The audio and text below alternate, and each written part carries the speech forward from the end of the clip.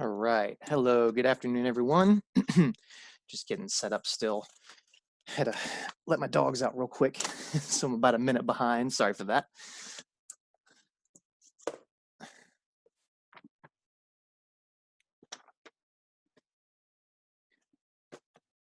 All right.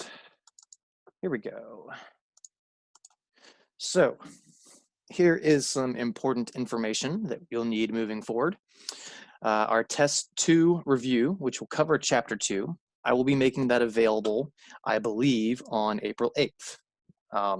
Now that's the Wednesday before next class.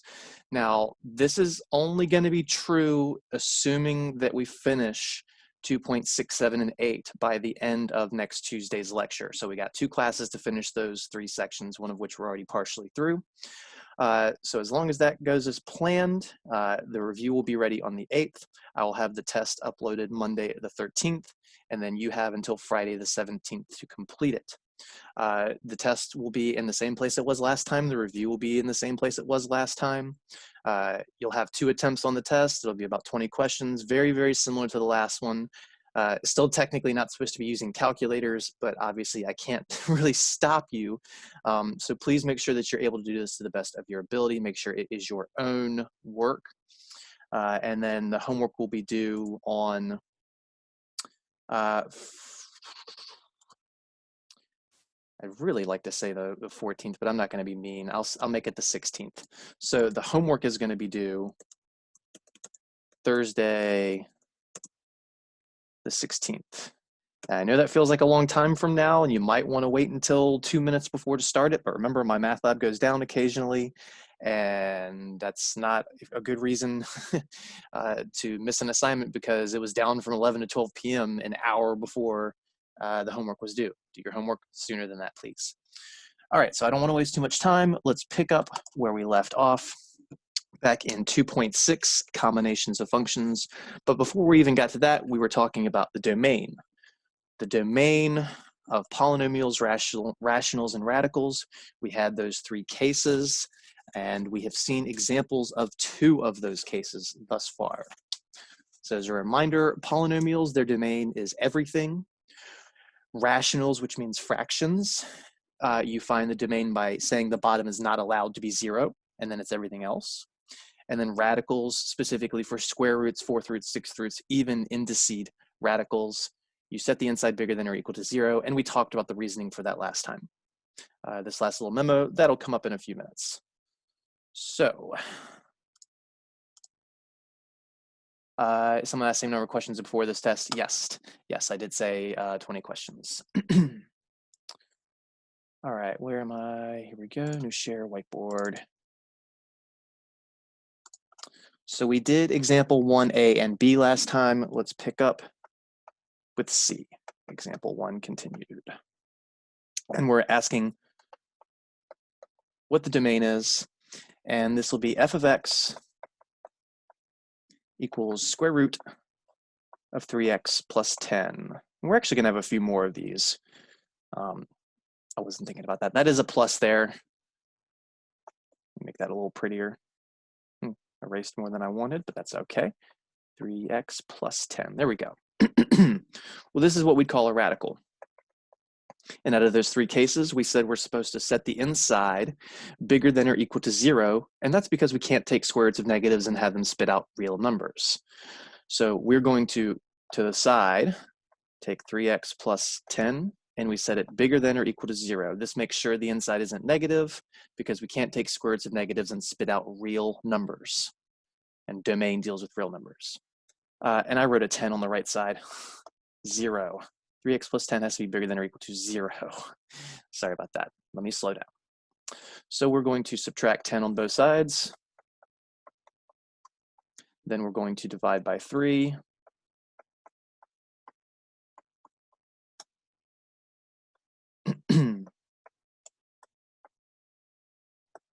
And that tells us that x has to be bigger than or equal to negative 10 thirds. Don't forget the equal to part, because this inside can be 0. It's okay to have the square root of 0. So this is the restrictions for the domain. You can have any value bigger than or equal to negative 10/3. If you need to draw this on a number line, go for it. Here's negative 10/3. I don't need to know exactly where it is. And then greater than means we shade to the right with an arrow. And because of the equals, we put a bracket, not a parentheses, facing the right. But we don't want these answers as a graph. We don't want this answer as an inequality form. It has to be in interval notation. Furthest left, comma, furthest right. This is the furthest left, so negative 10/3, comma. We're going right forever to what we call positive infinity, parentheses on that, bracket on the negative 10/3, and that's the domain.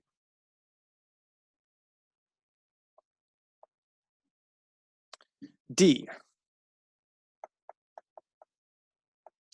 F of x equals 5x plus 3 on top of the square root of x minus 8.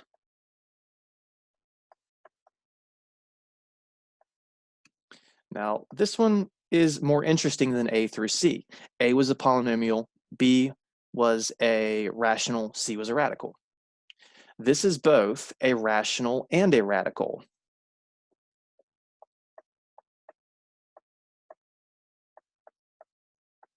Because, well, it's a fraction with x's in the bottom, so that makes it rational.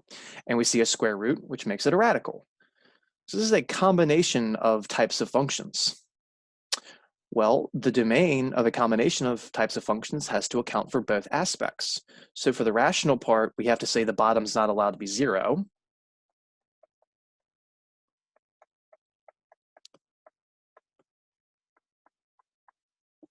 And the inside of the radical has to be greater than or equal to 0. But the radical is in the bottom.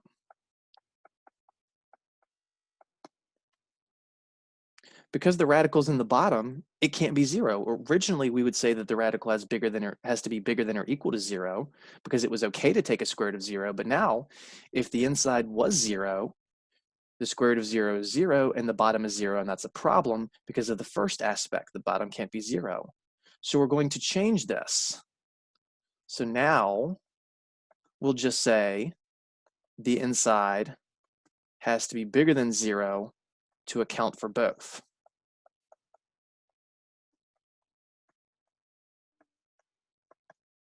Because the square root's in the bottom, instead of setting it bigger than or equal to 0, we just set it bigger than 0. It is not allowed to be 0 because it's in a bottom. So we take the x minus 8, and we set it bigger than 0. I'm not going to show the math for this one. Add 8 to both sides, and you'll get x has to be bigger than 8. Now, you can do the number line for this if you wish, but it is completely optional. All I actually have to see is the interval notation. And it would look exactly like this one, except for the bracket and the number. I'll do it. Here's our 8. Greater than means shade to the right. Without the or equals, that's a parentheses instead. This is an arrow on the right side. So our interval notation would be 8 comma infinity, but a parentheses on the 8 because we were not allowed to include the 8. If you bracket that, if you use the or equals, if you put 8 here, 8 minus 8 is 0, square root of 0 is 0, and we're dividing by 0, and that's a problem. E. Last one of these. F of x equals the square root of x minus 3 on top of x minus 5. This is very similar to D, but just a little different. D was both a rational and a radical because it had a fraction and it had a square root. But in D, the radical was in the bottom, and that affected how, instead of setting it bigger than or equal to 0, we just use bigger than 0. This time, the radical's in the top.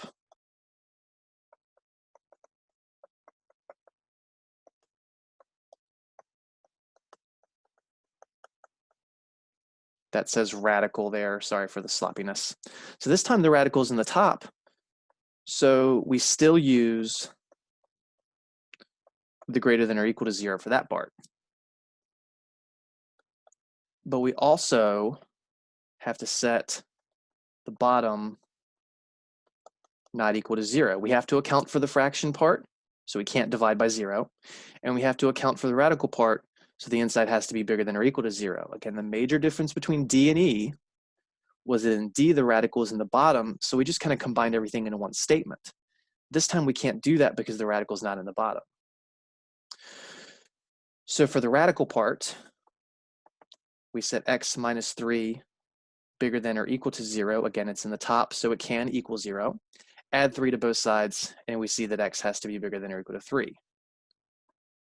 But for the rational part, we're setting the x minus 5 thing in the bottom not equal to 0. Add 5 to both sides, and that tells us that x is not allowed to be 5. So let's draw this up on our number line. Now, we have to account for both of these things. So the 3 and the 5 both have to be up there. I'll just go 0, 1, 2, 3, 4, 5, 6.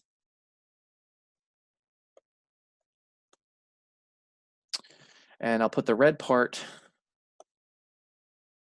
for the radical. X has to be bigger than or equal to 3. So we're starting at 3. We shade to the right forever and ever and ever and ever and ever and ever and ever with an arrow on the end. But we're going to bracket the 3 because of the or equals. So that was just the red part. Now we'll do the rational part. X is not allowed to be 5, which means there is a hole, an open hole at 5. That's excluded. Excluded meaning not included. So it's not just going from 3 to infinity. We got to go from 3 to 5, take the world's tiniest hop over the 5, and then we can continue on to infinity. We have to account for both of these. So this is an intersection, in fact, of two solution parts. So when you combine this in the interval notation, you start at 3, and you'll go up to the 5, but we're skipping it, so we need a parentheses. We take the world's tiniest hop over the 5, which means we union it with the next section, and we start back up at the other side of 5. And then from there, we'll go to infinity. E is definitely the most interesting problem because of this separation. But D is interesting as well because we were just able to combine both those ideas in one statement. This one we needed 2, the red and the blue. Now D and E are excellent placeholders for test questions. A, B, and C are awesome, but there's a good chance you would see one like either D or E. I obviously wouldn't do both. We have a lot of material to cover. So don't expect 5 or 6 domain questions on this next test. It's only 1 or 2. All right, so let's go back to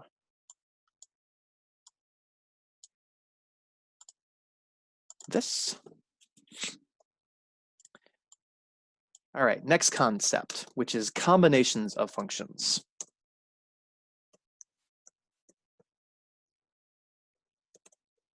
And there are 5 different types of combinations. We can add them, we can subtract them, we can multiply them, or we can divide them. But we have to be given those 2 functions originally. I have to give you an f of x and a g of x. And it doesn't have to be just 2. You can actually combine 3 or 4 or 12 or 11D. Yes, I said 11D, haha. Different functions. You could have an f of x, a g of x, an h of x, a j of x, a k of x, a z of x. And you can add and subtract and multiply and divide all these things until the cows come home. So there's some notation to this that I want to show you on the whiteboard. So our notation.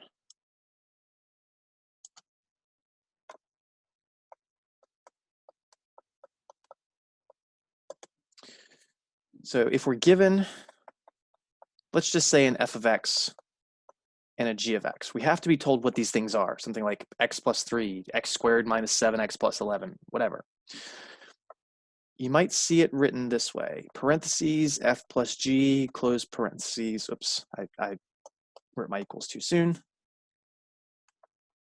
And then an x in parentheses after that. That's the same thing as just taking the f of x function on its own and adding the g of x function on its own. Quite honestly, the notation on the left is, I don't want to say pointless, but it doesn't seem to really have a point. Why not just write things the right-hand side way to begin with? I don't see the use of this, honestly. I never have, I never will, but it's still there, so we have to use it. Or we could subtract the two functions. And by the way, the f does not have to go before the g. We can do g plus f, we can do g minus f. It's just telling you the order to write things. You can do multiplication, which means the f and the g are just sitting next to each other, like that. And that implies we're taking the f function and multiplying it by the g function. And again, there'll be expressions for these. Or if you have f on top of g of x, that's f of x over g of x. It's just dividing them. And I will be the first to admit this last one. You might think division of functions is the worst. It's usually the easiest because it's usually not a lot or even anything that we can do to that. Also, sometimes people don't even use the parentheses. F plus g in parentheses with the next parentheses with the x, that's the same thing as just writing f plus g. Or f minus g in the parentheses and then the x in parentheses. That's the same thing as writing f minus g, etc. So sometimes we don't show the variable dependency. The right-hand side is, I like to say, is not showing variable dependency. It's just not showing the x. These functions still have the x's there. We're just not writing it because, well, if you do these 500 times, you're going to get sick of writing all these extra parentheses and extra x's. So this is a shorthand notation on this far right, but all of these things literally mean the same.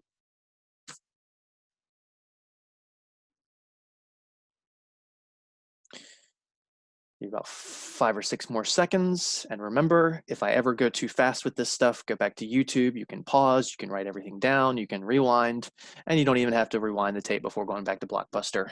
All right, terrible jokes aside. Example. So we're up to example 2.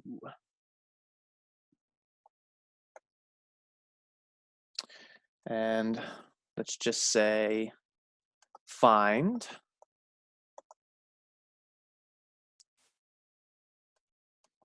the requested combo given that f of x equals 4x plus 5 and g of x is equal to x squared minus 2x plus 6. Now again, I don't have to find f plus g, f minus g, f times g, and f divided by g. I can swap the order of those. You can actually do f plus f. You can do g times g. You could have a third function in h of x, and you can do f plus g plus h, or just g plus h, or h minus f. But first, we're going to find f plus g. And I'm going to go with the shorthand notation.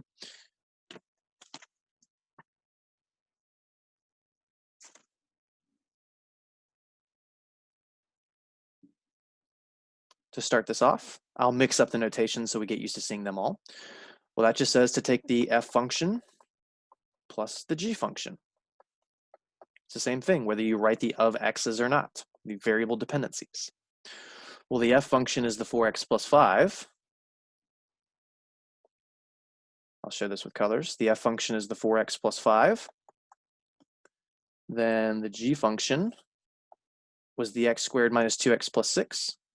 So plus x squared minus 2x plus 6. And then you just do whatever algebra you can do. Combine like terms, factor, FOIL. I mean, generally, we don't have to worry about factoring for this stuff. But if you can factor it and you want to, you could. I wouldn't suggest that in my math lab, though. It might mark it wrong. So be careful there. So I'm just going to combine like terms. I see an x squared.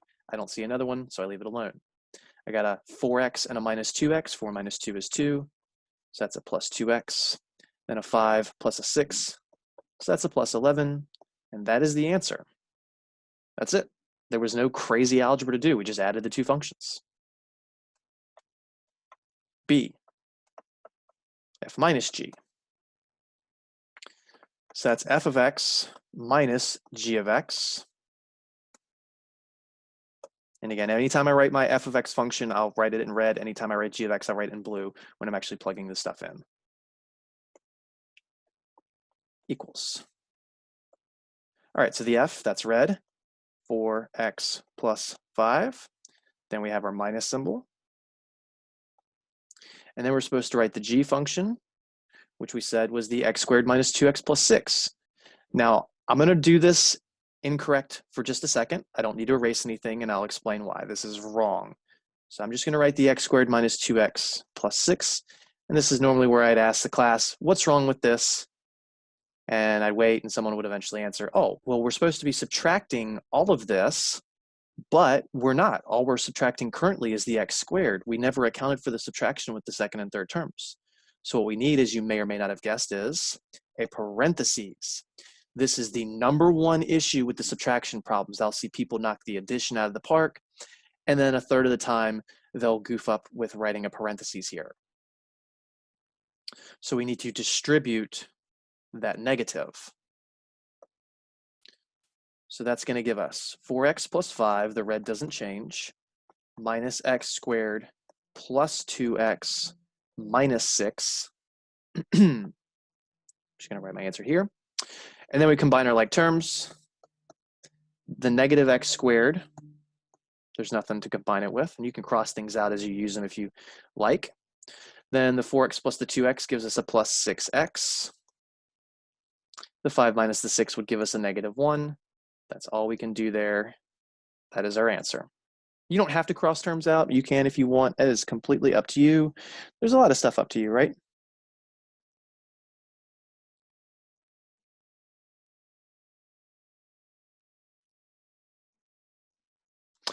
All right, C. Now I'm a switch notation then. I could still write this as F, G. I could still do this, but again, just in the interest of changing things up a little, I'm going to put this with the parentheses and the variable dependency. That does not change a single thing about what we do, though. I'm not saying multiply by x. Remember, that's not what a function does. It's not multiplying by x. It's letting you know what the variable is. So by putting the x's here, I know I should only see x's over here. Without the variable dependency, maybe they're y's, maybe they're z's, maybe they're a's.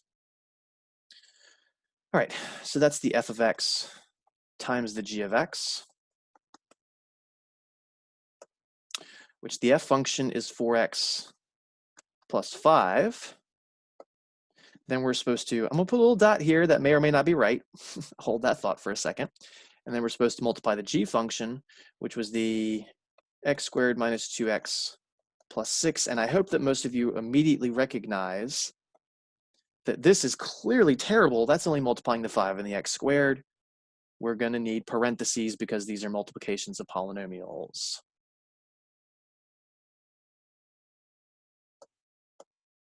And then you would FOIL or do whatever you have to do here. And this is not foiling. This is not foiling. This is multiplying the 4x by the x squared, the minus 2x, and the plus 6. And I'm going to do this work in green. So we're taking the 4x. We're actually going back to the idea of distributing. We're going to multiply by the x squared, which would give us 4x cubed. Then we take the 4x times the negative 2x, which is a negative 8. I was about to make a mistake there. 8x squared. Again, 4x times negative 2x is negative 8x squared. Then we take the 4x times the 6, which is a plus 24x.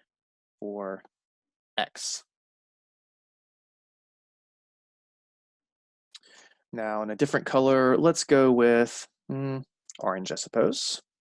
We're going to take the 5 and we're going to distribute it to the x squared.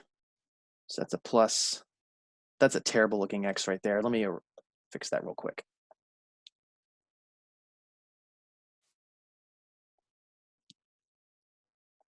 Much better. Sorry, I didn't want to have that on my screen like that. So the 5 times the x squared is a plus 5x squared.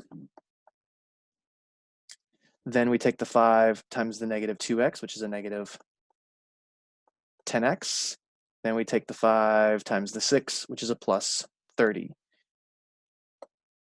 I'm just using colors for illustrative purposes. You don't have to do it that way. But basically, initially, we pretended the 5 wasn't there. We distributed. And we pretended the 4x wasn't there, and we distributed. There's no foiling for this. It's not first out and last because there's 6 products, not 4. Combining like terms, 4x cubed. There isn't one like it, so it's 4x cubed.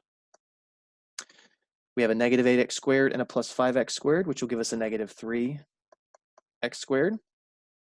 We get a 24x minus a 10x, which is a plus 14x. And then the plus 30 just gets brought down. That's all we can do there.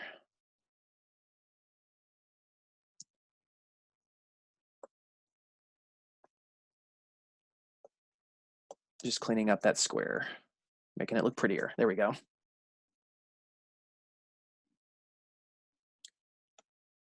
C is definitely the most challenging of the problems, but this is a skill that everyone should already have in this class, multiplying binomials and trinomials, or anything times anything. Finally,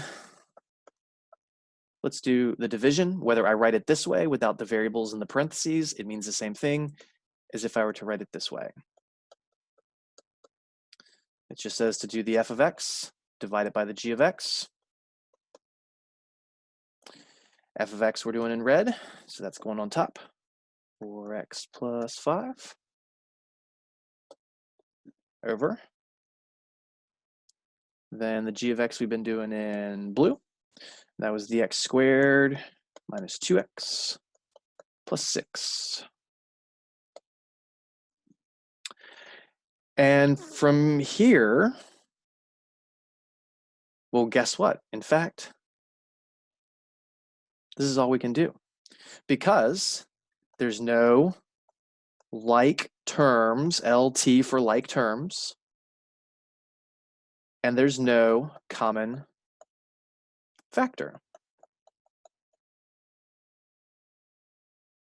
So we can't do anything to this. That's as far as we can take it. And I mentioned that earlier, that the division problems people think are scarier than the rest. In fact, they tend to be the easiest because most of the ones I throw at you are like this. There's not any like terms combined in the top or bottom individually. And then if you try and factor either the top or the bottom to reduce it, nothing's going to reduce. So that's all we do. That's it. So we have an addition, a subtraction, a multiplication, a division. Addition was the easiest, subtraction a little harder, multiplication a little harder. Division technically can be the most complicated, but in our class is not. Now we'll learn how to divide polynomials later. It's something you should have seen in developmental math or algebras before, but we'll cover it in chapter 3. But for now, we're just going to be stopping here. All right, next page. Example 3.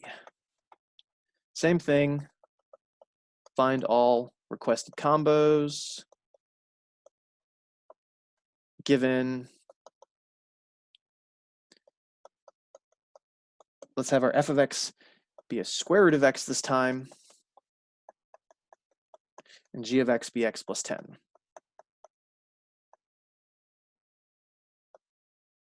And we're going to do the same for f plus g, f minus g, f times g, and f divided by g.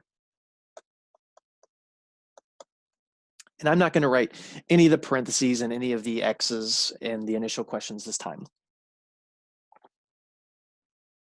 But again, if I do this, if I write the parentheses and then the extra parentheses and the x, it's the same exact thing.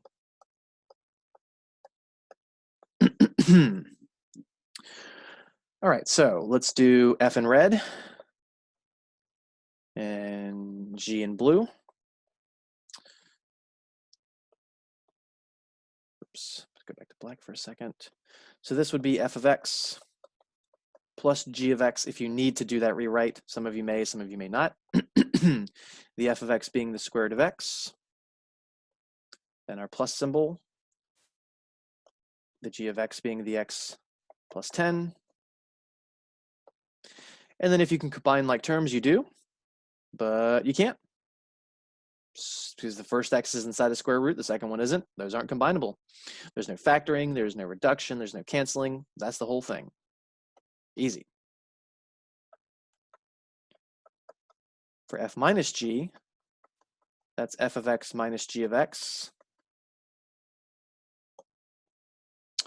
which will be the square root of x. That's our f of x, minus, then our g of x is supposed to be that x plus 10, And this is where I'd pause and say, am I right, am I wrong? And then someone would say I'm wrong because I didn't wrap the x plus 10 in parentheses because it's preceded by a minus. We got to distribute that. Square root of x is left alone. That's now a minus x and then a minus 10. No like terms, nothing to combine, nothing to factor, nothing to simplify. It's done.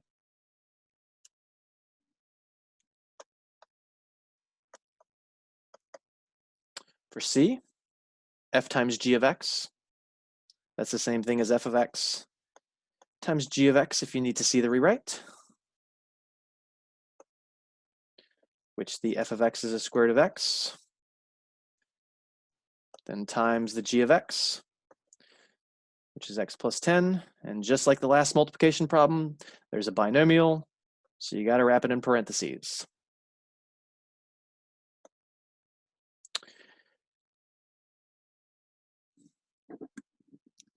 Now, all we can do here is distribute. The square root of x times x, one's inside, one's outside, so you can't even simplify it. It's just x times square root of x. It just ends up getting written in opposite order because we want to write this x in front of the square root. And then the plus symbol, square root of x times 10, again, insides and outsides, so it's just a 10 on the outside and an x on the inside. And that's your answer. I want to point out here that some would say the factored answer, the one with the color still,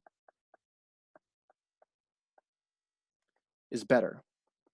Honestly, it depends on your goal. It depends on what the point of the problem is.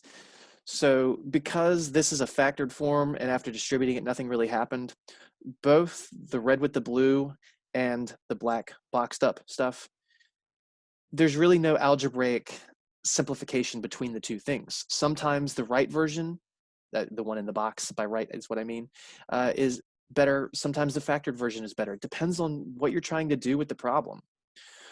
But I believe in my math lab, you are supposed to distribute, so make sure that you're doing that. And if I'm wrong, let me know, please.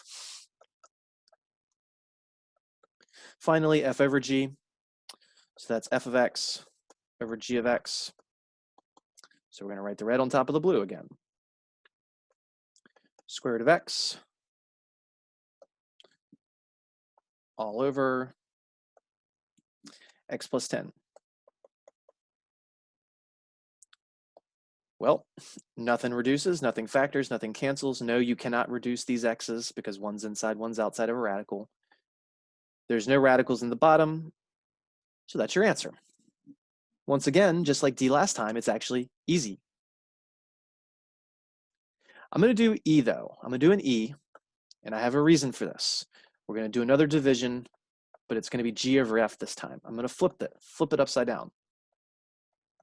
So it's G of X over F of X.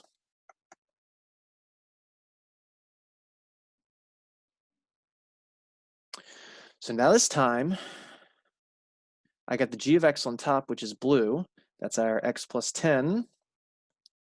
Then we're doing on top of the F of X, which was in red, and that's a square root of X.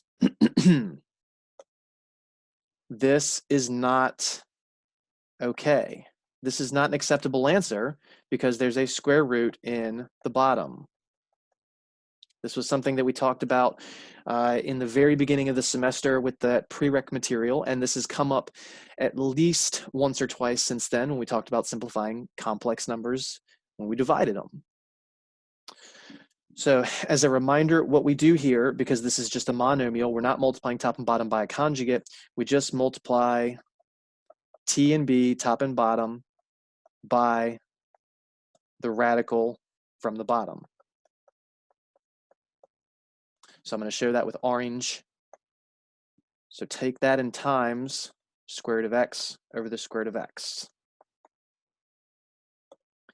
We are not allowed to have square roots in denominators and call them simplified answers.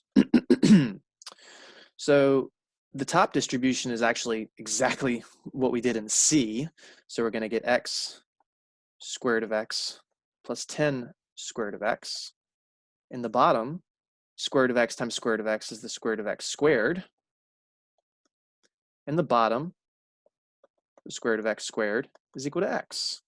So this is just x square root of x plus 10 square root of x all over x. And that is the answer. But Mr. Beckner, I can cancel out these x's, this one in the front with the one in the bottom. Nope, because there's no x paired with the 10. Well, sure there is, Mr. Beckner. There's an x inside of the radical. Exactly, it's inside. You can't cross out insides with outsides. You need an x everywhere outside or everywhere inside in order to be able to cancel this. And we don't have that, so that's as far as you can take it. Now, you could split this fraction and reduce the x's for the first one, but not the second one. But I'm not going to show that work. We've seen that in class before. We're going to stop with that.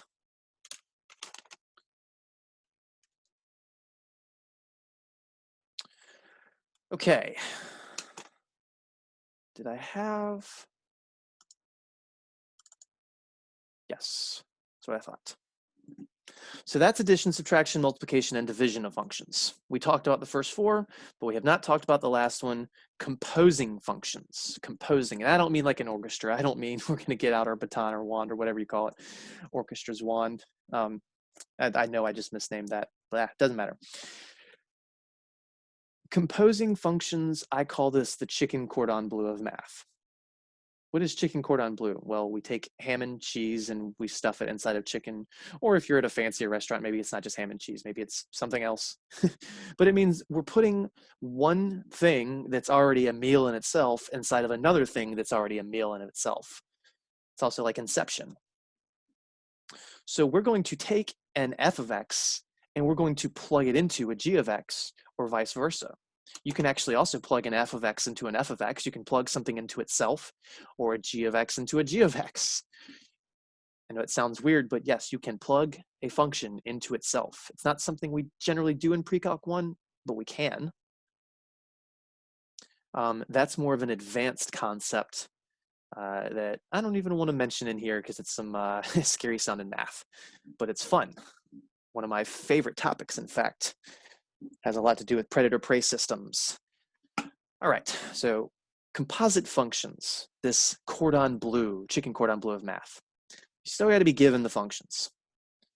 You're going to replace the inner function with what it actually is. So you're going to see something look like this. Let me pull up my annotations. The typical things you're going to see are f bracket g of x or g bracket f of x. So this is what I mean by replace the inner function with what it is.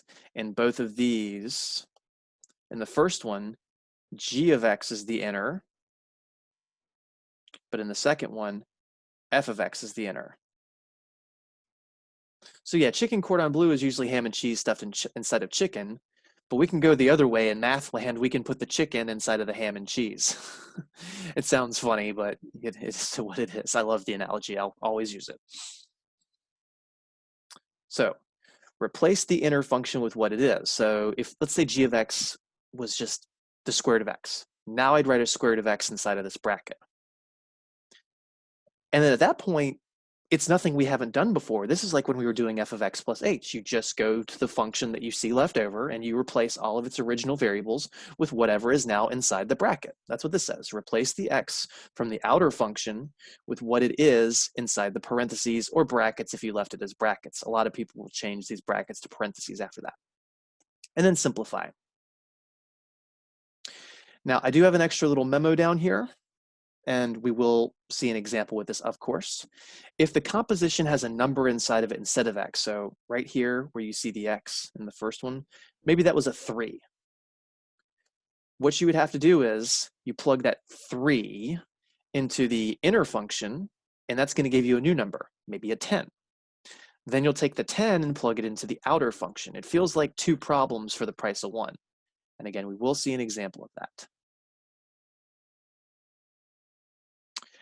I want to show you some other notation as well. I'm going to erase what you see on the screen. Oops, clear. Because there's some extra notation.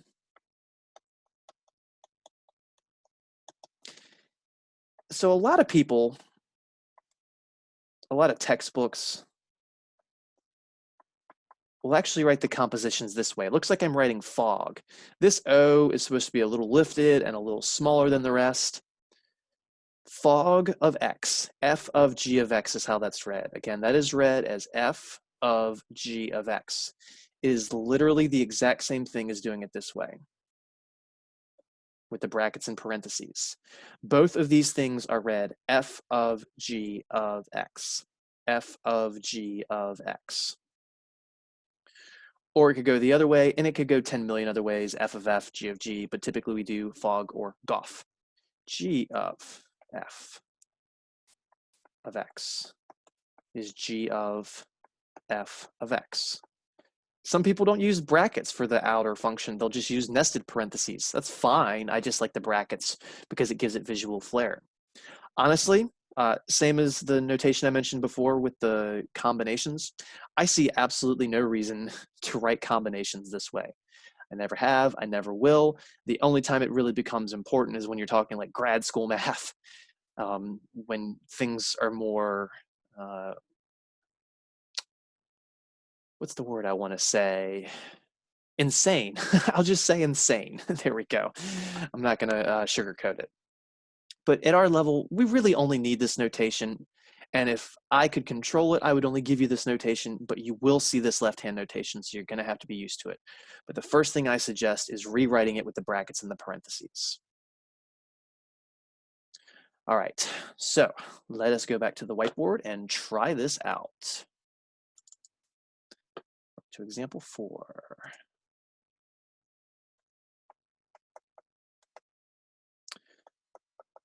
Find the compositions.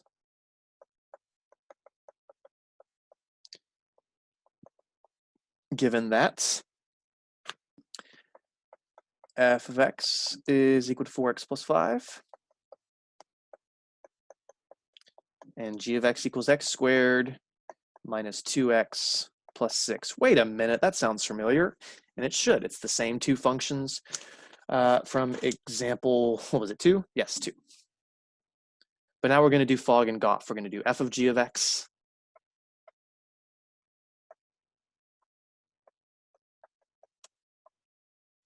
and then we'll do, I'll write that later, but we're going to do g of f of x after that, but I want to just clear my screen of that for now, and let's focus on the f of g of x so I don't run out of room or something. It won't let me pull up the chat window, I think because this is placed in a funny spot. Let's try again. There we go. That's okay. To the person that messaged me privately, I'm sorry your connection's unstable.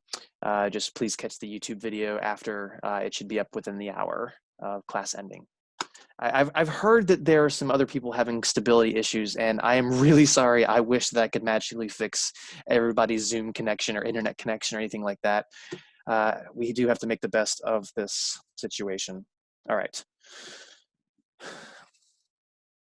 So f of g of x, do the rewrite first. Switch this to f bracket g parentheses x. If you don't want to use brackets, you can use nested parentheses. I don't care. I just like brackets. That first step said to rewrite the inner function with what it actually is. And again, I'll color code f is red and g is blue. So this g of x, I'm going to rewrite as x squared minus 2x plus 6. But I still have the f part around it. So f bracket or parentheses. And then in blue, we got our x squared minus 2x plus 6. Now remember, the first letter tells you what function you're supposed to go to. So we're going to go to the f function, the red one. So we're going to the red function. The thing that's inside is what we're going to plug in.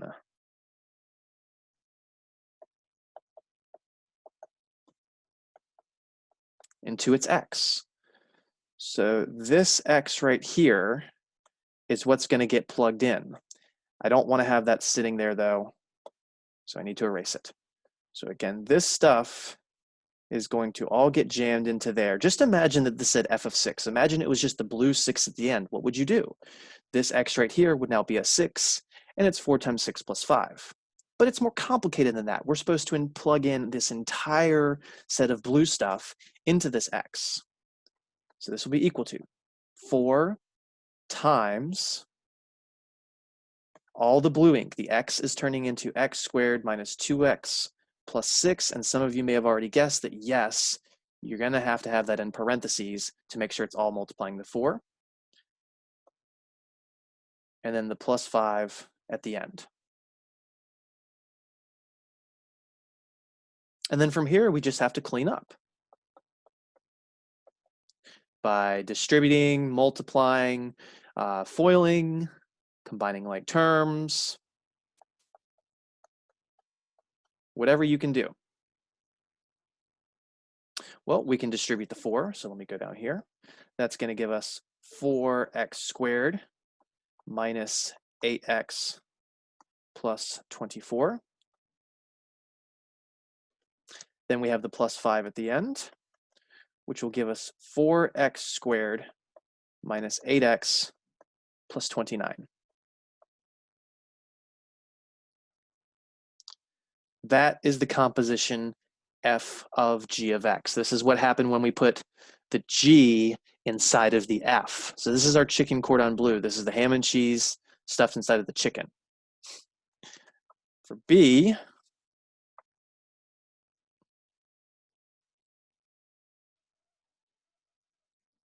let's go the other way.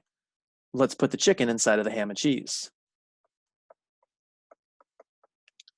So g of f of x.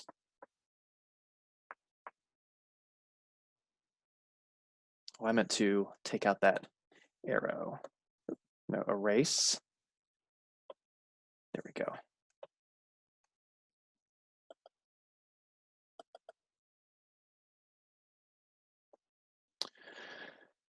So g of f of x. First thing, do the rewrite, because this makes it easier to tell what's inside and outside. Then we're supposed to replace the inner function with what it actually is. The inner function is f of x. So instead of writing f of x inside the brackets, we're going to write 4x plus 5 inside of the brackets. Oops, black. So that's g of, and then f of x is now 4x plus 5. That's what it really represents. Now we are supposed to go to what function? The g function, and turn its x's into the red ink. So the x and the x squared, and after the 2, are going to turn into the red ink because that's what we're plugging in. And we're plugging in a binomial to something with an x squared and a 2 in front of it, so you're going to need parentheses. So again, this is what we are plugging into here and here, to both of those spots, because we're supposed to go to the g function, and the red stuff's what we're plugging into its x's. All right, so equals the x squared is going to be a parentheses squared, and what are we plugging in? 4x plus 5. Then we have the minus 2 times the x, but we're plugging in 4x plus 5. And then we have the plus 6 at the end. And we just got to clean it up.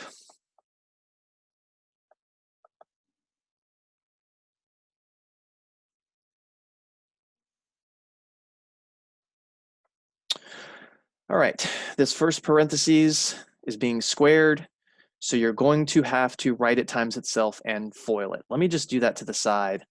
So the 4x plus 5, go a little lower, I mean a little higher, excuse me.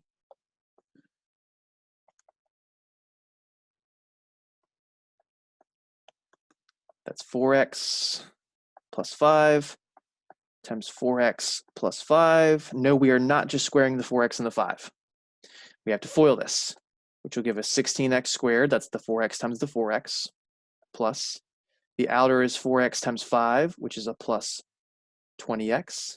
The inner matches as it always does for this setup. 5 times 4x is another plus 20x. The last is 5 times 5, which is a plus 25. The second and third terms are combinable, so let's combine them to make a 16x squared plus 40x plus 25. So that's the parentheses squared in front of the minus 2. So I'll even keep it that color just so you can see the direct substitution. So the original problem, the parentheses squared with the red and the minus 2 in the red and the plus 6. We're going back to that. So it's 16x squared plus 40x plus 25. Then let's distribute the minus 2 to the 4x and the 5. So that's going to give us a minus 8x and a minus 10. Then we bring the plus 6 down. Combine like terms, 16x squared is the only one, so leave it alone. 40x minus 8x is a plus 32x, so those are gone. 25 minus 10 is 15, 15 plus 6 is 21.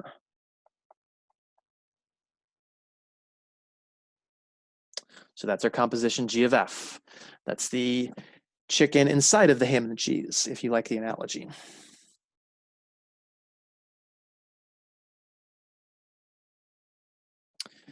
All right. Let's do another one with these functions, but let's change the game. Instead of doing f of g of x and g of f of x, let's put a number in there like that little asterisk note we mentioned earlier. So let's do f of g of 3.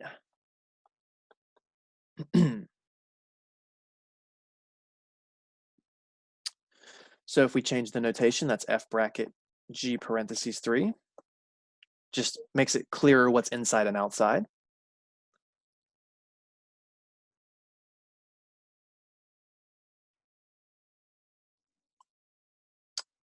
So what we need to do, this isn't g of x. We're not going to replace this with x squared minus 2x plus 6.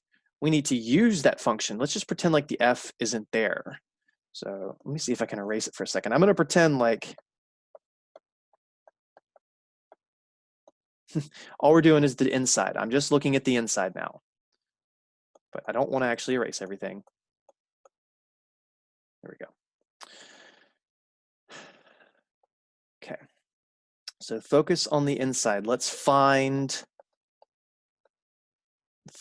not find. I had G on the brain. G of 3 first. So this is some side work. And let me not pick the same color. Let me do a green. So G of 3, that says to go to the G function, which is the blue one, and turn its x's into 3's. So that's 3 squared minus 2 times 3 plus 6. Minus 2 times 3. Watch your order of operations. That's 9 minus 6 plus 6, which is going to be 9. So G of 3 is equal to 9.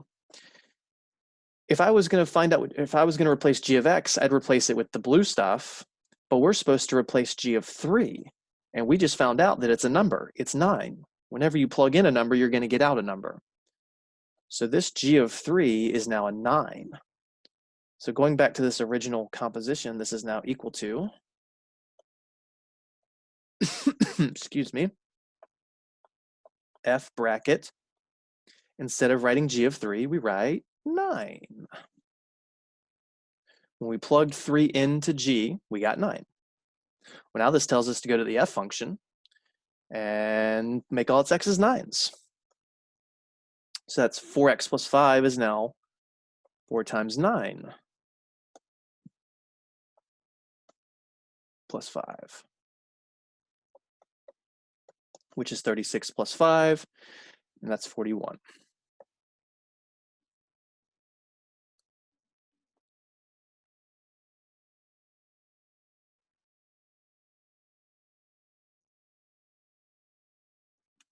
For D, let's do g of f of, and you know what?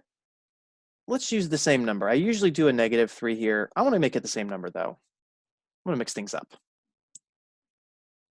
So now we're doing g of f of 3. Well, change your notations, g bracket f of 3.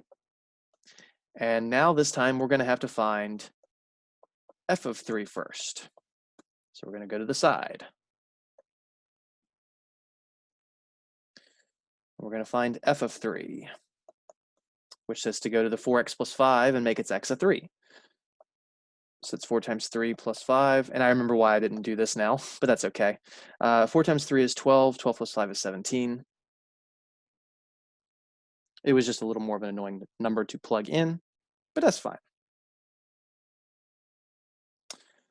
So we're going to go back to the original composition, and instead of writing f of 3 inside, we write what it's equivalent to, and that's 17. So this is going to be g bracket, and instead of f of 3, like we just said, we write 17. Because we found that when we plugged 3 into the first function, it turned into 17.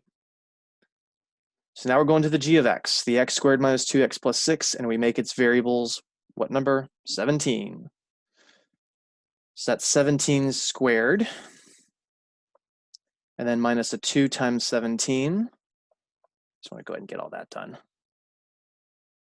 17 squared minus 2 times 17 plus 6. Let's see, 17 squared is what? That's 289. I'll write some of this work out. 289 minus 2 times 17 is 34 plus 6. And that's that, 261? Yes, 261.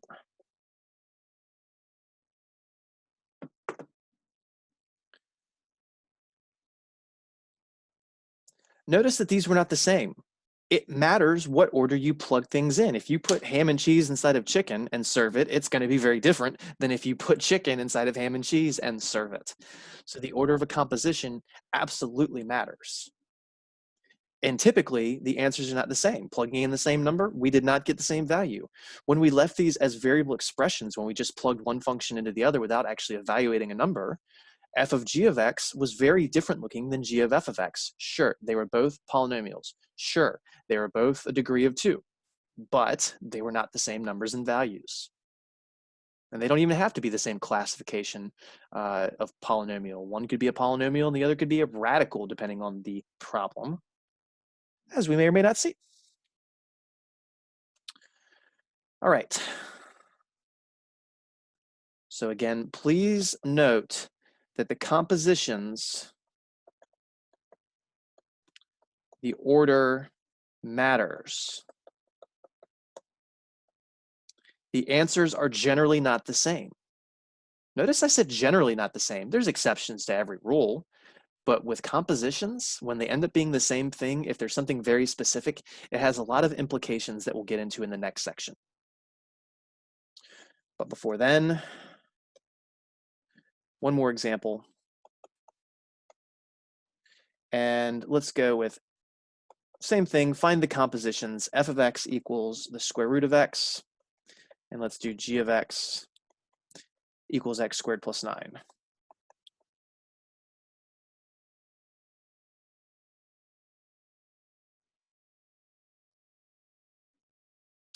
Okie dokie. So for A, let's do fog.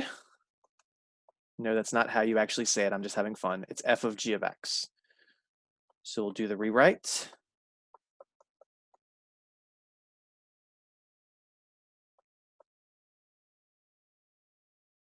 Then we replace the inner function with what it is. Let's go back to using our colors. So we'll do red for the first one and blue for the second one. So f of, and the g of x, instead of writing g of x, we'll write square root of x. So that says we go to the f function, which is this one. This is the function we're going to, and we're plugging in the thing inside of the bracket or parentheses. So this is what I just wrote this wrong, didn't I? Alrighty. Let me fix a few things. We are not doing f of x. I just wrote f of x inside of here. I realized, I paid attention, and I caught our error. This is what we want to have you capable of doing, because nobody's perfect. I was supposed to replace g of x, that's the blue one, which is x squared plus 9.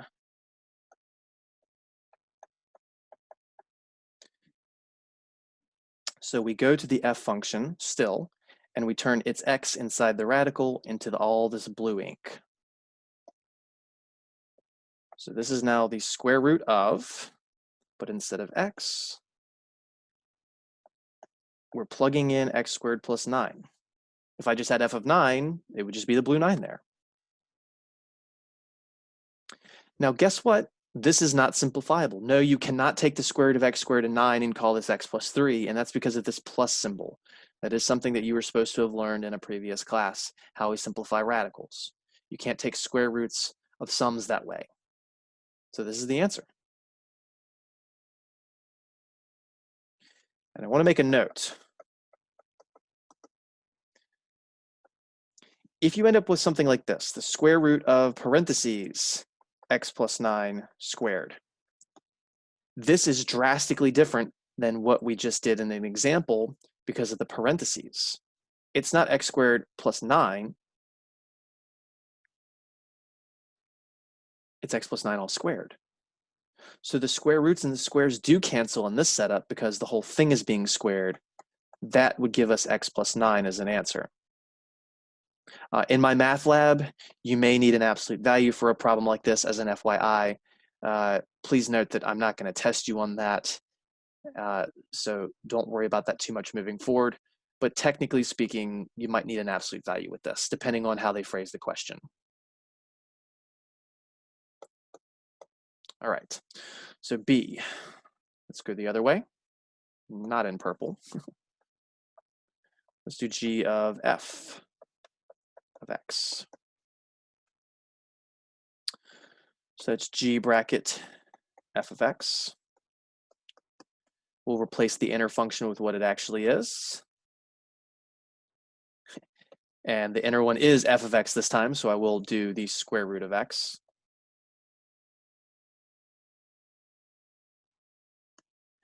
This multitasking, changing colors and using a tablet, that's why I'm making more errors than usual. Ooh, this is fun. All right. So now that says we go to the g function, and wherever we had x's, we're going to replace it with that red ink, which is a square root of x. So we have our x squared plus 9. Probably going to need that in a parentheses. Maybe, maybe not. But it's not x being squared anymore, it's the red ink. Square root of x being squared. Well, guess what? Square roots and squares, when they're set up like this, or like that little note, they cancel. So that's just an x plus a 9. And that's our answer. And again, you might run into an issue where if they don't say that x has to be positive, there might be an absolute value here. Again, I am not going to test on that issue. It's something we worry about more in advanced calculus.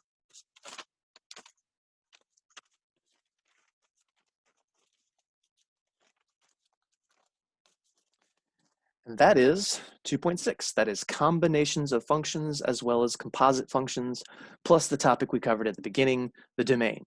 Now in your homework, what a lot of the homework, I don't want to say a lot, what some of the homework problems will do is they'll combine this. They'll have one example be an addition and then also ask for the domain. And they'll have one example be a subtraction and also ask for its domain. Or they might have a composition and then ask for its domain. So you'd still have to be able to find the domain of things like this, or like the previous example.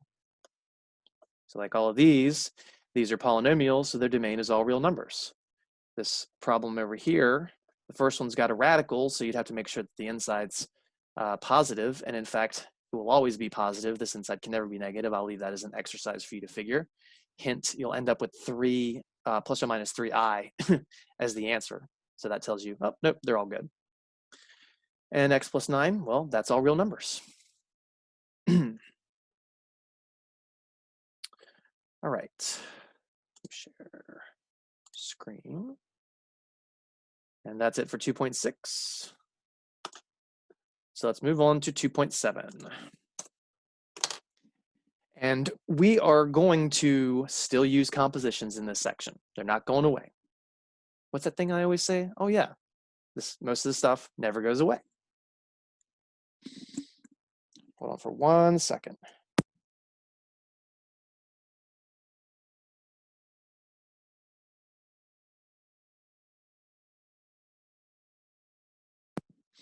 All right. So inverse functions. An inverse function basically swaps the question and the answer. It's like we know the answer and we're wondering what the question is. It feels like Jeopardy. Inverse problems are fascinating in the world of mathematics. Your first concept of an inverse problem is when you're introduced to a square root, because you can't actually calculate a square root directly. You kind of have to know the answer ahead of time or just be able to work out a bunch of different options to find which one works. So doing square roots is our first kind of introduction to an inverse problem, but we're going to get a little more technical with it now. So given two functions, an f of x and a g of x, how can you tell if they're inverses of one another? What does it mean to be an inverse? We're going to slowly build up to that. Well, if you do the composition one way, f of g of x, then if you do the composition the opposite way, g of f of x, if both times you get an answer of x, now this has to happen both times, not just one way, it has to happen both times. It can't be 2x, it can't be x plus 7, it can't be the square root of x minus 9, it has to be just an x. Then f of x and g of x are called inverse functions. Addition and subtraction, you know what they are of each other? They're inverse functions, as long as you're dealing with the same number. Multiplication and division, you know what they are? They're inverse functions as long as you're dealing with the same number. Square roots and squares are inverse functions. The reason is because one cancels the other out under an operation. Now under addition, we want things to cancel out to be 0, because 0 is, well, that's the number that if you add or subtract it, it doesn't change anything, known as an identity. Under multiplication, if we multiply and divide by the same number, we get 1. 1 being the identity under multiplication, because again, all the other jazz cancels. Inverse functions mean if you were to compose them, they cancel out and give you the identity. Now the identity of a function, let's see, for addition, it was 0. For multiplication, it's 1. For a function, it's the input variable. So x is the identity for a function. Now there's another reason why it's this letter that we'll get into when we start talking about the graphing aspect, but I don't want to throw too much at you all at once. let's kind of back things up and see what we have. In terms of graphs, inverse functions have swapped coordinate pairs. That's not just true of graphs, it's also true of functions. An inverse function, if you have one function in x's and y's, if you were to swap them, that is the inverse function basically. So this is true no matter how you're going to find an inverse. If you want to find an inverse of a whole bunch of coordinates, swap the coordinate pairs. If you want to find an inverse of a graph, swap the coordinate pairs. If you want to find the inverse of a function, swap the x and the y, because x and y literally represent all coordinate pairs. So in inverse, the base idea is swapping the inputs and the outputs, swapping the x's and the y's. In a regular function, it has an input and an output. In the inverse function, the output is now the input is now the output. We're in backwards land. Before we get to an example trying this out, I just want to put out a fancy definition for you, and that is how we can tell if a function is invertible. In other words, if an inverse exists. And we call it one-to-one. A function is one-to-one if no outputs are repeated for different inputs. A function is known as one-to-one if no outputs are repeated for different inputs. Now, it has to be a function because we're calling them functions, which means that no inputs are repeated for different outputs. So one input can only lead to one unique output. but you can have multiple inputs lead to the same output to be a function. However, for an inverse to exist, it has to be one-to-one, and it means that also no outputs are repeated for different inputs. So one-to-one means that every x value has a unique y value. There are a lot of functions that are not one-to-one. So again, this is very much like the test for something to be a function, but in the reverse scenario. And in fact, graphically, we had the vertical line test. So we can tell if a function is one-to-one. In other words, we can tell if a function has an inverse by doing, spoilers, the horizontal line test, because that would be the opposite of a vertical line. Okay, so I don't want to show that part yet. So let's focus on this aspect from the very beginning. If the composition done either way is x both times, then they are inverses of each other. So let's try that out. Whiteboard. So we're under 2.7 now. Example 1. We're going to verify if f and g are inverses.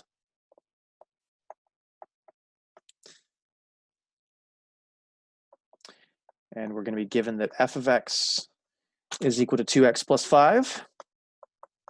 And this is example 1a. And then g of x will be what? X minus 5 all over 2? Yep. Am I on time? 23 minutes. Okay. So these are our two functions. And again, if you want color coding, we'll color f as red and g as blue. We have to do both compositions to tell if they're inverses. Doesn't matter the order you do them. Let's start with f of g, and I'm going to skip writing the silly notation with the little o and everything. So this says, rewrite the inner function. The inner function being in blue, and that was x minus 5 over 2.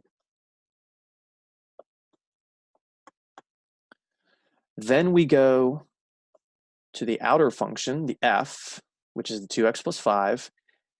If this said f of 7, then it'd be 2 times 7 plus 5. If this said f of a million, 2 times a million plus 5. But it's f of this blue, so it's 2 times the blue plus 5. So 2 times the blue, then a plus 5 over here. And that blue ink is x minus 5 all over 2. Well, guess what? We got a fraction being multiplied by a fraction. This 2 is 2 over 1 if you really need to see that. A 2 on a top and a 2 on a bottom cancel. So this is just x minus 5, the blue ink, but then the plus 5, the black ink at the end. Negative 5 and positive 5 cancel, and that makes an x. This is exactly what we want to see. This is a good sign that they are inverses. It is not a guarantee, though, because it has to work both ways. And yes, there are pairs of functions that you get x one way, but not the other way. So you have to, not b, what am I doing? You have to try g of f of x. Just because one works does not guarantee the other.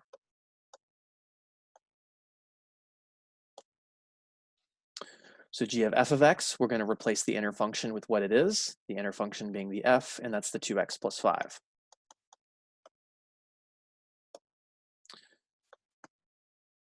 Now just focus on this part, the g of and the red ink. The g tells us where we're jamming things in, where we're plugging things in. So we're going to the fraction. And what are we plugging in? The red ink here.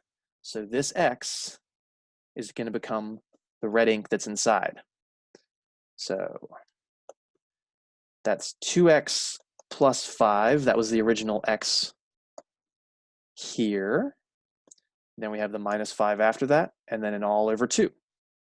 Now these 2's do not cancel like the last time, because last time that 2 in the top was factored and the bottom was factored. This 2 is not a factor. But that's okay, because the minus 5 and the plus 5 cancel each other out, giving us 2x in the top and 2 in the bottom, which those 2's cancel, giving us just an x. I don't need to box that up. These are both x. That's exactly what we want to see for these to be inverses. so that we can say f and g are inverses.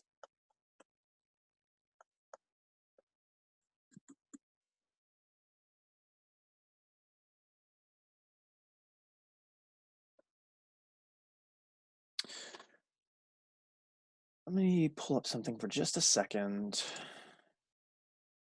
Okay.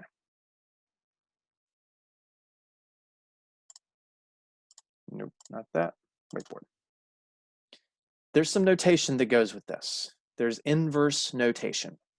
So in example 1a, they were inverses. So I'm going to go back to this in a minute and write something else, but let me give you some notation. Let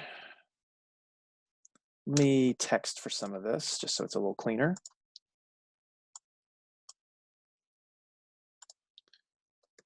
So let's say, given an f of x and that its inverse function exists, the inverse of f of x is, and I'm not going to be able to write this by typing, so I got to handwrite it. And I'll do it in a, well, I don't need to switch color. F looks like it's raised to a -1 of x. This is read as f inverse of x, or the inverse of f of x, as long as you say f in inverse.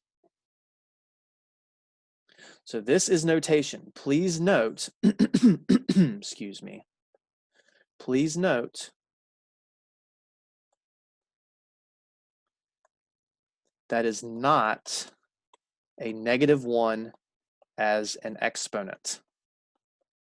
This is not saying the reciprocal and to put f of x in the bottom and say this is 1 divided by f of x. I know that it looks like that. Believe me, I remember looking at this and thinking the same thing decades ago, but it's not. This is a brand new notation.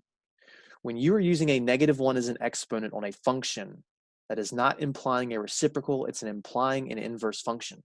But do you know why we use that?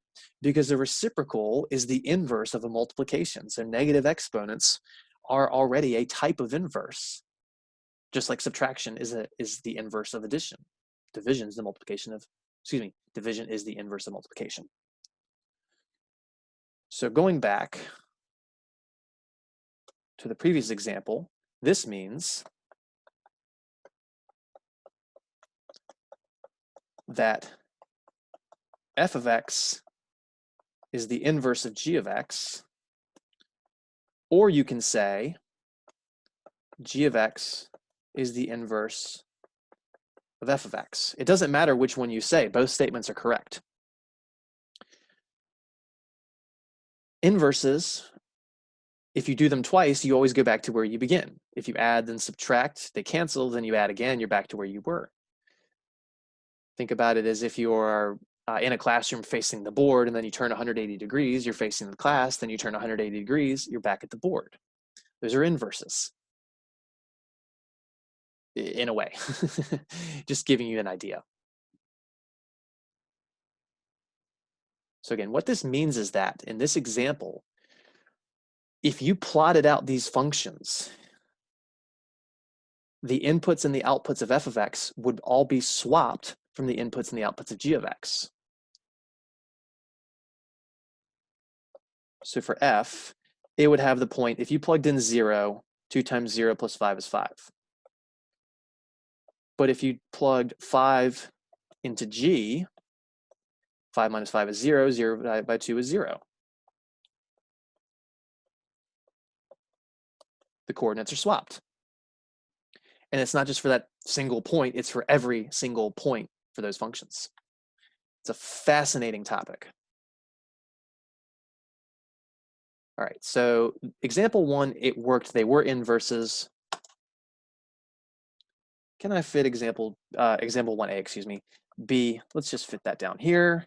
Let's do f of x equals 7x plus 3, and let's do g of x equals 7x minus 3. And a lot of people will look at this and immediately say, oh, they're inverses because one's a plus 3 and the other's a minus 3. They're definitely inverses. I 100% know they're inverses. You might want to tap the brakes and actually process this stuff. How do we tell if they're inverses? We plug one into the other, see if it spits out just x. Then we do it the other way and see if it spits out just x. So let's do f of g of x, which will be f of, and we'll replace the g of x with what it is. Consistent, we'll do f in red and g in blue. So replacing g of x, so that's a 7x minus 3 inside. So that tells us to go to the f function, which is 7x plus 3, and turn its x into the blue stuff. 7 times 7x minus 3, then the plus 3.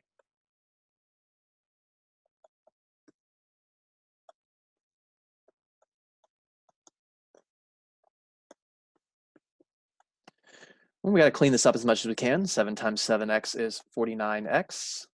7 times negative 3. 7 times negative 3 distributing gives us a negative 21. Leave the plus 3 there. That's going to be 49x. Negative 21 plus 3 is a negative 18. And this is where I asked the class, what was this thing supposed to be if they're inverses? It was supposed to be x. But this is all we can do to it, and this is not, that's the not equal symbol, x. Now, you know what's cool about these types of problems? We're done. They both have to be x. If one of them isn't x, why even bother doing the other one? So we don't need to do g of f of x. There's no reason because the first one already failed. These are not inverses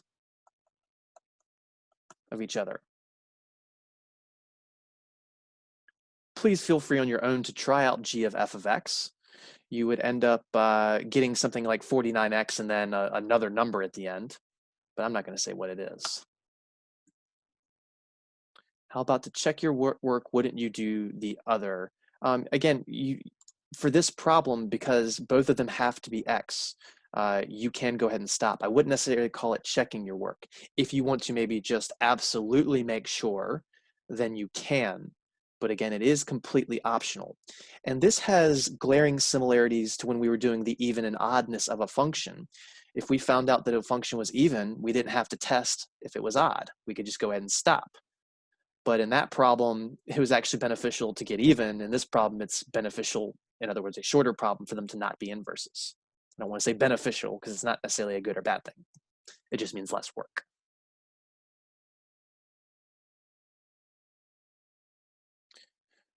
All right, what do we got? 12 minutes? Yes, we can do this.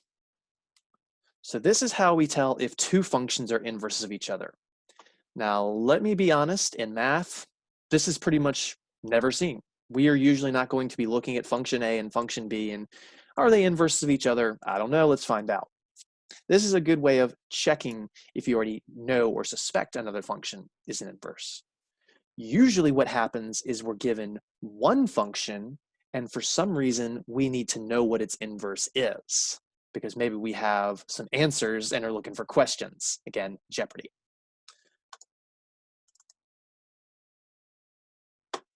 So now we're here.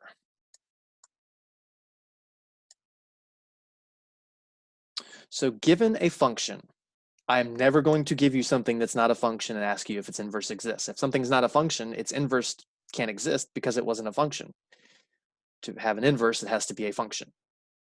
So given a function and that it's known to be one-to-one, so we know it's invertible. We know that there's no repeated inputs leading to different outputs. I'm sorry, there's no inputs leading to different outputs. There's no outputs that came from different inputs. An inverse function can be found by this four-step process. Now, remember earlier I mentioned that the whole idea of an inverse function is swapping every single coordinate pair, swapping every single x and y. If you have them as equations, then you just literally change the x to a y and the y to an x. But here's the problem. We generally start these out in f of x notation. Well, forget the f of x notation initially. We have said several times together that f of x and y are pretty much synonymous. Writing y equals 3x plus 5 is pretty much the same as writing f of x equals 3x plus 5. You just can't go plugging in non-numbers into the y equals version, technically speaking. So instead of writing f of x, you will change that to a y. Then you will do the entire point of inverse functions. You swap the x's and the y's. Wherever you saw an x, write it as a y. Wherever you saw a y, write it as an x. Now, this equation is now going to say x equals blah, blah, blah, because before it used to say y equals blah, blah, blah.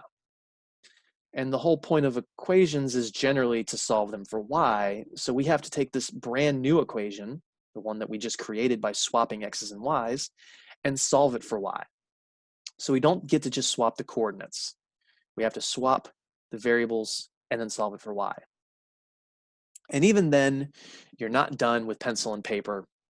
Unfortunately, my math lab generally goes ahead and writes this notation, but I need to make sure that you understand that you are supposed to write f inverse notation instead of y at the end. So the original was the function. When we swap the x's and y's, we're now in inverse land, which means we need that -1 as an exponent. So write f inverse of x as y. And again, that should look like, oh wow, that actually kind of worked.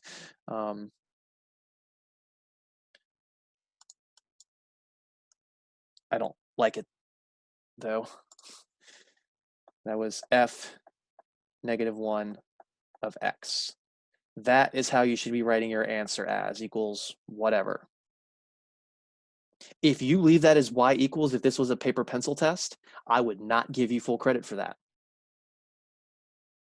Again, unfortunately for me, my math lab generally goes ahead and writes that notation in the end, so I feel like you're kind of getting shortchanged of an understanding of the concept. So again, this is a 4-step process.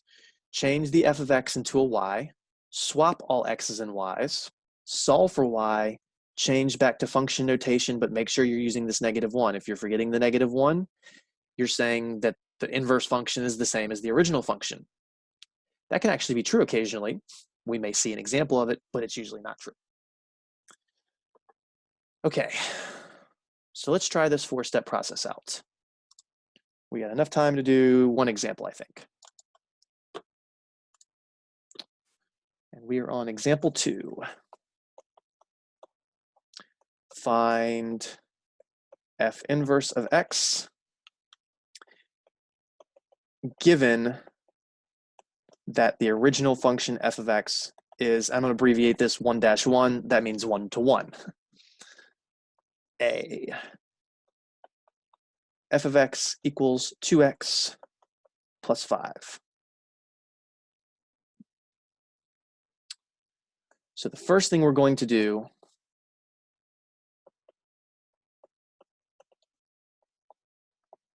is rewrite the f of x as y. So y equals 2x plus 5. Then we swap all x's and y's. That's an ugly little ampersand, but that is an and.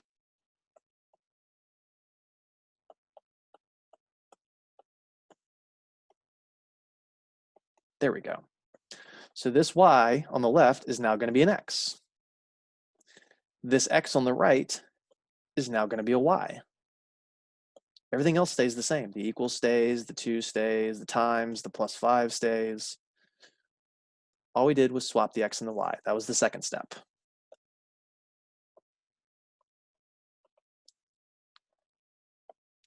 Third, solve for y. My colons always end up looking like question marks here. So we had to solve for this letter right here. And this problem is very easy. They'll get more difficult next time. Don't worry. We're going to subtract 5 on both sides.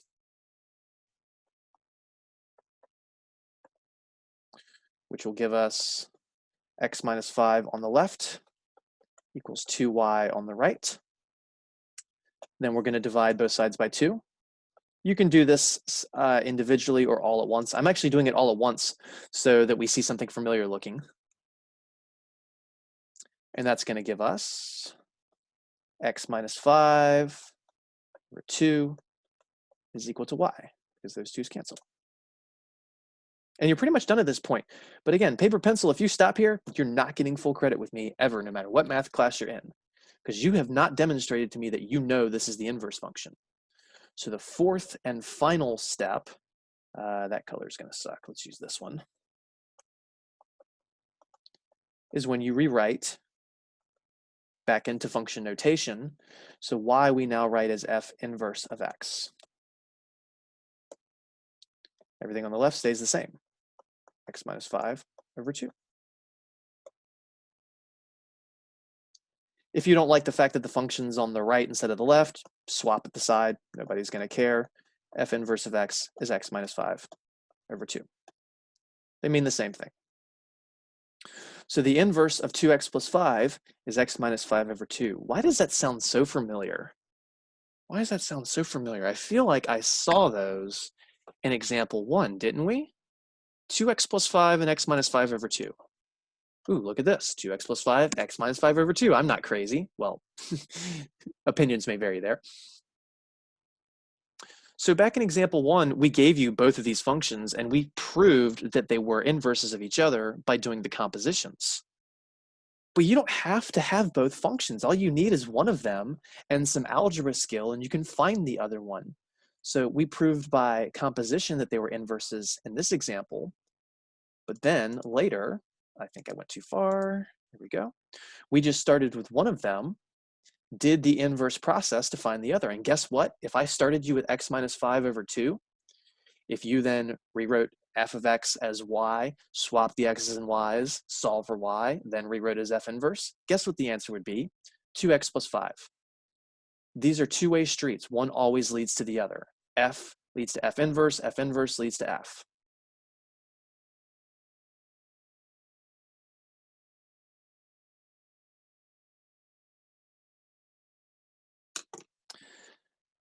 All right, so that is all the time we have. We do not have enough time to finish example B.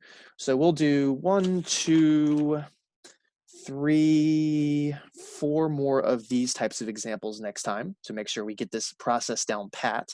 Then we'll go into graphs and telling how or learning how to tell if an inverse exists, as well as creating an inverse based on an original graph. And quite honestly, we've really already mentioned how to do all of those things, but we'll cover them in more detail next week. So we did not finish 2.7 today. We did finish 2.6. We got about halfway through 2.7, maybe 40% of the way through 2.7. So maybe you can go ahead and start working on that homework. But I want to put that other screen back up just to finish class. The little notes we had at the beginning, which are right here as a reminder. I'll have that review available on the 8th. I am fairly confident that we will be able to finish this material on Tuesday. So the review will be made available on the 8th, which is the next day, because I still have to build it. The test, I'll give you a few days to work on just the review. Then the test will go live at 12:01 a.m. Monday the 13th, and it is due by Friday, 11:59 p.m. the 17th. The review will be under the homework section. The test will be under the test section. It should be near the top. You'll get 2 attempts. It'll be 20 questions, same as last time. Not really going to be doing partial credit except under extremely extenuating circumstances.